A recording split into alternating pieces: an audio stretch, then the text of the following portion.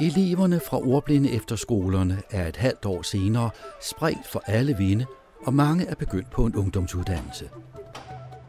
På Skive Tekniske Skole skal vi igen møde Kasper Skov og høre, hvordan skolen har taget imod ham, da han startede på autolinjen.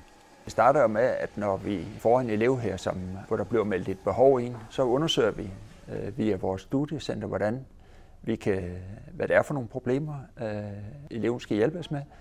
Og der har vi nogle kompetente folk, som så laver nogle test på det, og ud fra det laver en ansøgning til ministeriet om noget SP-støtte.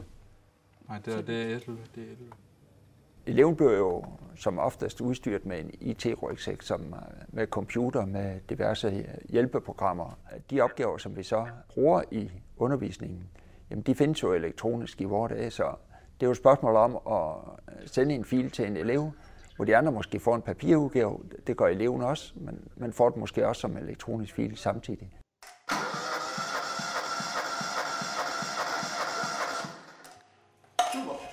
Hvordan synes du, der er taget hånd om dig her på uddannelsesstedet? Jeg synes, det er fint nok, at jeg har fået en IT-rygsæk til at hjælpe mig, og den bruger jeg meget til det, jeg laver. Drej startnøglen og tørn motoren til maksimum udslag på målesedlen. Parentes cirka 5 sekunder slut parentes. Det er vigtigt, at der køres lige lang tid på alle cylindrene, for resultaterne er sammenlignelige. Jeg har fået sådan en autostart-bog til at lægge ind i den, sådan den hjælper med at finde de rigtige ord. Hver enkelt kompressionsrum er at lokalisere, hvor utætheden er. Ved at indskyde millionmil i trykluftanlæg og motorens tændrørshul kan utætheder aflæses på instrumentet. Hvad er din tro på fremtiden? Hvordan tror du, det kommer til at forme sig med din uddannelse her? Det er, at jeg bliver uddannet lastbilmekaniker, og så vil jeg så køre lastbil nogle år derefter. Hvad er det med lastbiler, som trækker dig så meget? Det er min far, han har kørt lastbil, så var jeg med, da jeg var ikke særlig gammel. Jeg gik stadig med ble, dengang jeg var med, så har jeg været med, indtil han stoppede, og så har jeg været med min onkel et par gange også. Og min bedstefar har også kørt lastbil. Så jeg kom ud af en lastbilfamilie. Alexander er startet på Nørre Nissum Seminarium og HF i en klasse kun med ordblinde elever. Jeg kan godt følge med, og lærerne er gode til at spørge, er du nu også med? Okay. Jeg er jo i en klasse, hvor vi alle sammen er ordblinde, og alle sammen har de vanskeligheder i de fag, altså dansk og engelsk. CDO, alle de programmer, vi havde på efterskolen og lærte at bruge der, dem har vi også fået her. Plus at vi har fået noget mere, vi har fået vores egen scanner og en læsepind og en diktafon. Og før der skulle vi jo bare selv have vores ting, nu har vi også fået dem sådan af SU-styrelsen. Over 3 år, der har de dansk og engelsk, ikke? Og så det har de der særlige klasser, kun med ordblinde. Og det vi gør særligt, det er jo egentlig, at vi integrerer meget brugen af de elektroniske tavler der, sådan at de slipper for at lave helt så mange notater, som notater i hånden, ikke også i forhold til, hvis vi ikke lavede notaterne for dem. Fordi fordelen ved de elektroniske tavler, det er, at når vi laver notater på dem, jamen, så kan vi gemme dem, og så kan vi lægge dem ind. Vi har sådan nogle websteder til hvert hold, så kan vi lægge dem ind i den mappe, de nu hører til i, og så kan de hente dem der som noter i et Word-ark, ikke også? De fag, man har på HF, man typisk har, altså som man så almindeligvis har over 2 år, dem spreder vi ud over 3 år i stedet for. Og så går de ind i deres følgeklasse, og så har de så fagene spredt ud i stedet for. Så de har timer i dansk og engelsk med deres klasse, hvor der kun er ordblinde, og hvor det er særligt tilrettelagt. Og så har de egentlig fuldstændig almindelig HF-undervisning i alle andre fag, hvor de følger deres følgeklasse. Det er svært for dem at snakke sammen. Nu er det jo en novelle. Man kan mærke, at de elever, der kommer fra ordblinde efterskoler, de er typisk meget bedre til at bruge de programmer, kompenserende IT-programmer, der nu er. Altså det er forskelligt, hvad det er for et, de har været vant til at bruge, men de er typisk rigtig gode til at bruge dem, og kan sådan meget selvstændigt bruge de programmer der. Så på den måde har de en styrke i forhold til dem, der kommer fra folkeskolen.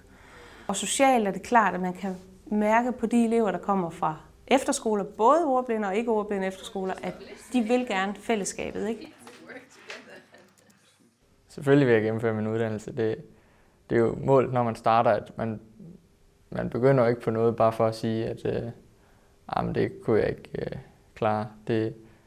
Nu har jeg haft det svært igennem hele min folkeskole, og synes virkelig, at jeg har lært noget på efterskole. Og der fik jeg at vide, at jeg kan klare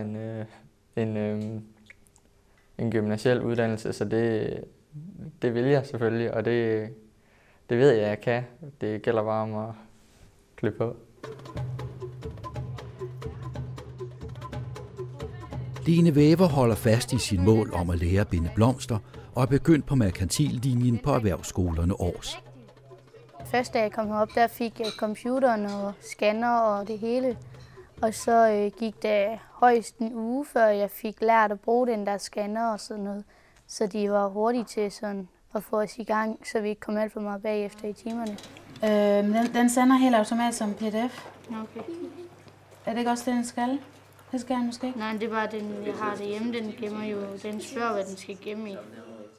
Jeg brugte CD'er på efterskolen, og her er det sådan noget, der hedder Vital. Og de er, altså, folk siger, at de ikke er særlig anderledes, men jeg synes, der er stor forskel. Og dem her, der har undervist at sige, der er sådan noget, de mener, at vi skal bruge det. Men jeg vil gerne bruge CD'er, så de har også CD'er, og jeg har fået det, så jeg også kan bruge det og sådan noget.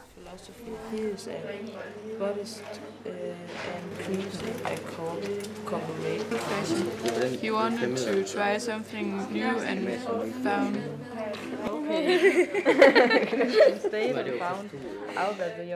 Det jeg kan se på dem, når de kommer ind til mig og bliver testet, det er, at de er meget bevidste om, og de har været vant til at bruge deres IT-udstyr på efterskolen. Mange af dem har brugt CD'er, især dem, der kommer fra deciderede ordblinde efterskoler. De er rigtig godt rustet. Og jeg tror også sådan rent socialt, altså som sagt har jeg ikke selv haft dem i klassen, men jeg kender der mange, blandt andet min egen søn, der har været på efterskole, og det udvikler dem der meget. Jeg har været. I engelsk der er jeg blevet undervist i noget, jeg aldrig er blevet undervist i før. Sådan noget grammatik, jeg vidste slet ikke, hvad jeg skulle gøre første gang. Så. Men det går fint nok, og jeg prøver det, og får hjælp derhjemmefra og sådan, så. Ja, hvordan kan dine forældre så hjælpe dig? Det er ikke engang mine forældre, det er min moster og onkel og sådan noget, fordi at min mor, hun også var blind, hun kan ikke noget engelsk særlig godt, og min far, han arbejder en del sådan. Så jeg ringer til min moster eller min onkel og siger, om de ikke vil hjælpe mig. Og så gør de det så godt de kan, og så er det fint. Der er sådan nogle ting ved, at man kan opbygge sådan en udstilling, så det kommer til at se godt ud ved, at man har noget, der er højt, og så bliver det lavere og lavere, og det skal helst gå sådan der. Så hvis det var mig, der havde lavet den, så ville jeg nok have rykket et eller andet og stillet et eller andet her, og lagt nogle sten eller nogle lys eller sådan noget. Men ellers så er det faktisk en meget fin udstilling. Vores succeskriterie, det er ligesom med alle andre elever her på stedet, at de skal nå deres mål, som de selv har sat sig, og vi håber selvfølgelig, at de kommer igennem, og det gør de jo i de fleste tilfælde, for den læreplads, de har ønsket sig.